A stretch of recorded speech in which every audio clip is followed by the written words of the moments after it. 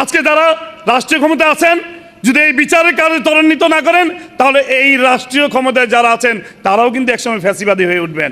তা আমি মনে করি এই শাপলা চত্বর সহ সকল হত্যাকাণ্ডের বিচার এই বাংলার মাটিতে হওয়া দরকার। তখন ছাত্রদলের মহানগরের সভাপতি ছিলাম, এখন খালেদা জিয়া কিন্তু বিএনপি নেতৃবৃন্দকে রাজপথে নেমে আসার জন্য ঘোষণা দিয়েছিলেন, কিন্তু বিএনপির বামপন্থী নেতৃবৃন্দের কারণে সেদিন সেই আন্দোলন সফল হয়নি। কিন্তু আর না হয় সেদিনই এই খুনি ফ্যাসিবাদী খুনি শেখ হাসিনার পতন সংগঠিত হয়ে যেত। এক ভাই বলেছেন যে বিএনপি তাদের সাথে ছিলেন, কিন্তু বিএনপির ভূমিকা আসলে কিরকম ছিল এইটা আসলে এই সময়ে এসে এটা বিশ্লেষণের দাবি রাখে।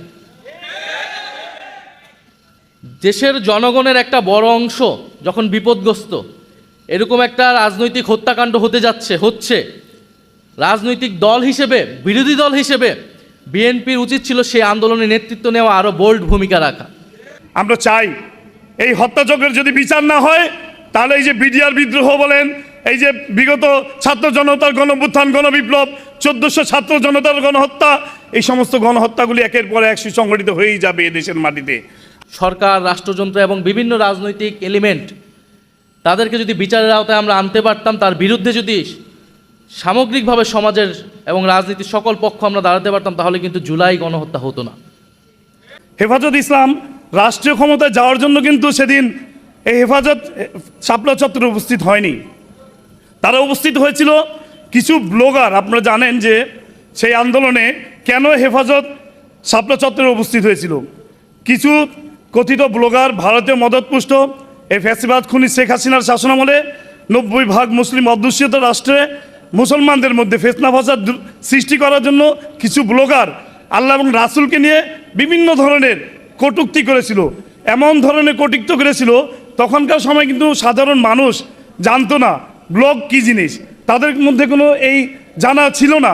কিন্তু আমার দেশ পত্রিকা, আজকে মাহমুদুর রহমান ভাই যদি উপস্থিত থাকতেন তাহলে ওনার সামনে উনি এই বিষয়টি আরও যথাযথভাবে আলোচনা করতে পারতেন।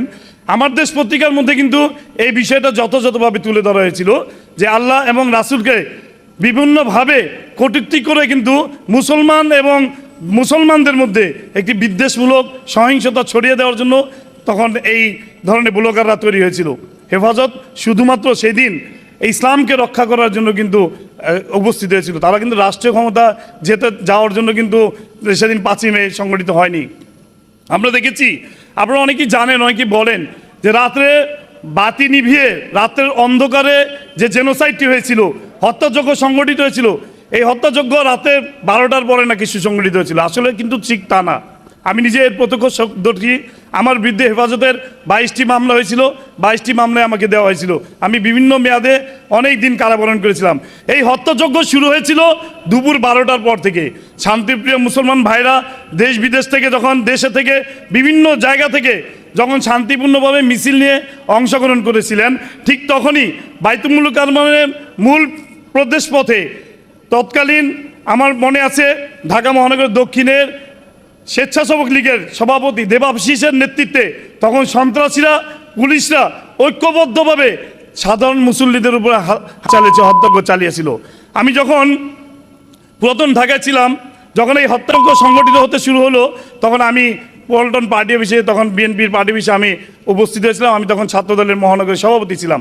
আমি দেখেছি তখন একের পর এক লাশ যাচ্ছে, শুধু একের পর এক লাশ যাচ্ছে। শান্তিপূর্ণ কর্মসূচির মধ্যে এত লাশ কেন?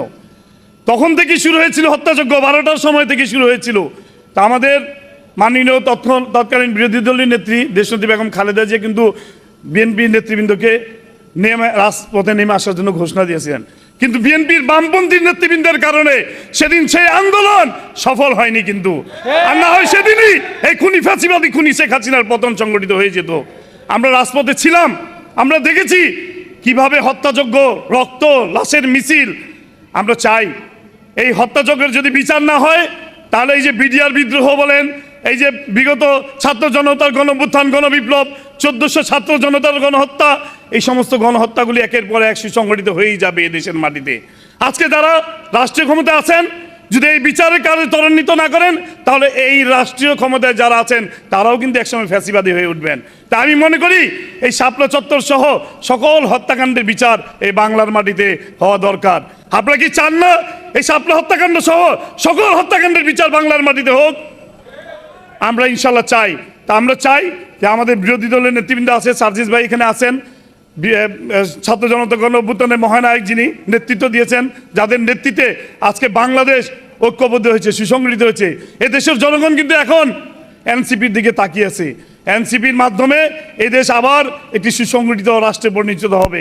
এদেশের জনগণ ভোটের অধিকার ফিরে পাবে, গণতান্ত্রিক অধিকার ফিরে পাবে, মৌলিক অধিকার ফিরে পাবে, মানবাধিকার ফিরে পাবে। এই এনসিপির দিকে কিন্তু সারা দেশের জনগণ তাকিয়েছে। তাই আসুন আমরা সকলেই ঐক্যবদ্ধভাবে এই ফ্যাসিবাদ যারাই হয়ে উঠবে তাদের বিরুদ্ধে তীব্র আন্দোলন করে তুলব, এই আশা প্রত্যাশা ব্যক্ত করে সবাইকে ধন্যবাদ জানিয়ে আমি আমার বক্তব্য শেষ করছি। ও আখির দাওয়ানা আলহামদুলিল্লাহ রাব্বিল আলামিন। আসসালামু আলাইকুম রহমতুল্লাহ বরকাতুহু। অসংখ্য শুক্রিয়া। আমার আরেকটি জরুরি প্রোগ্রাম থাকায় আমি প্রোগ্রামের মাঝখানে বক্তব্য রেখে আমাকে চলে যেতে হচ্ছে। আশা করি এই প্রোগ্রাম পরবর্তীতে চলবে এবং আপনারা অংশগ্রহণ করবেন।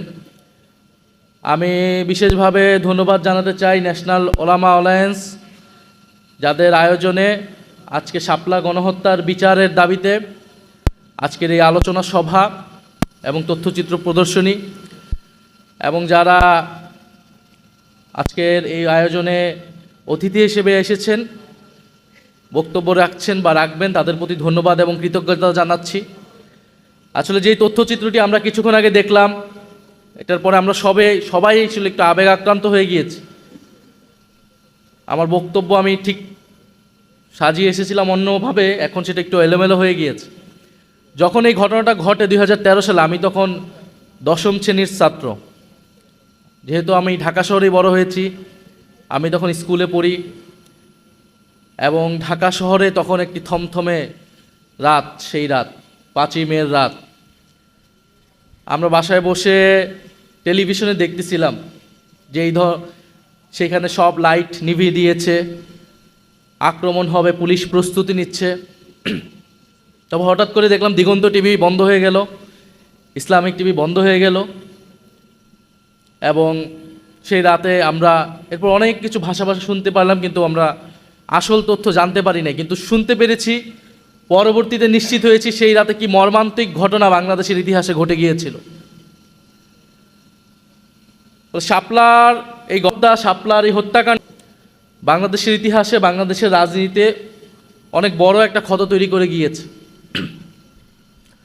যদি শাপলা গণহত্যাকে সেই সময় আমরা ঠেকিয়ে দিতে পারতাম, সেই সময় যদি যারা এটার জন্য দায়ী, সরকার, রাষ্ট্রযন্ত্র এবং বিভিন্ন রাজনৈতিক এলিমেন্ট, তাদেরকে যদি বিচারের আওতায় আমরা আনতে পারতাম, তার বিরুদ্ধে যদি সামগ্রিকভাবে সমাজের এবং রাজনীতির সকল পক্ষ আমরা দাঁড়াতে পারতাম, তাহলে কিন্তু জুলাই গণহত্যা হতো না।